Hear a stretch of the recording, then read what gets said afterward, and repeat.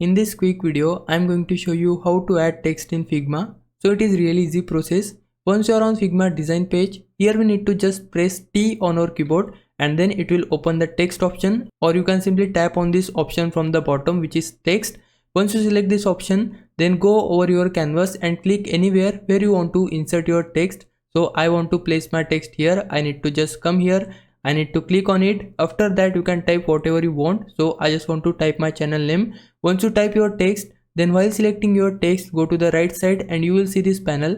From here you can choose your alignment for your text. You can center it. So whatever position or anything you want to customize for your text will be done from this right panel. You can change the position from here just like this. You can transform your text.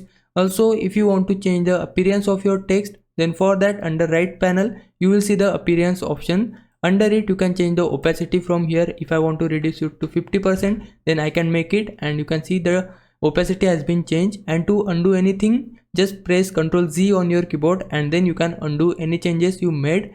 And now we can just scroll down here and you will see bunch of options here. You can choose the font for your text from the typography menu, and from here I can go with any font I want. But before that, make sure to select all of your text and then try to change your font, and you will be able to change your font.